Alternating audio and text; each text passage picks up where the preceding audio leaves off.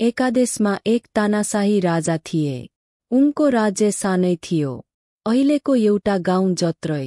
त्यहाँ पानीको ठूलो समस्या थियो। राज्यभरि जम्मा 2वटा मात्रै खानेपानीका इनार थिए। एउटा राज्यको बीचमा, अर्को राजाको दरबारभित्र। एक दिन राजालाई सनक चढेछ। आफू अरूभन्दा पृथक देखिन मन लागेछ। कसरी अलग बन्न सकिन्छ भनेर धेरै सोचेछन्। त्यसपछि एकजना तान्त्रिकको सहयोगमा दरबार बाहिरको इनारमा तन्त्रमन्त्र गरेको दुलो हालेछन्। तान्त्रिकले उक्त दुलो हालेको पानी पिउने जति सबै पागल हुन्छन् भनेछन्। राजा त्यो सुनेर खुसी भए। तान्त्रिकलाई पुरस्कार दिँदै त्यो दुलो लिएर राजा दरबार फर्किए।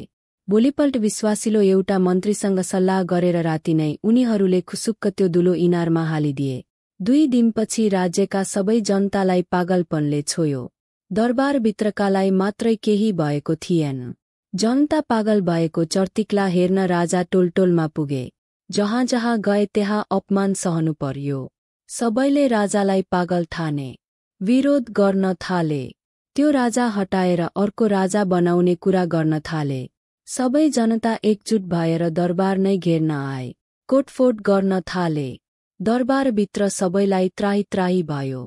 राजाले मन्त्रीलाई बोलाएर अब के गर्ने भन्ने सल्लाह गरे। मन्त्रीले भने, महाराज अब हामीले पनि त्यही इनारको पानी खानुपर्छ। नत्र भने हाम्रो दिन सकियो। यो सुनेपछि मन्त्री र राजा पछाडिको ढोकाबाट खुसुक्क भागेर त्यो इनारमा पुगे। हतार हतार पानी पिए। दरबारका सदस्यका लागि पनि पानी भरेर ल्याए। सबैलाई पिलाए।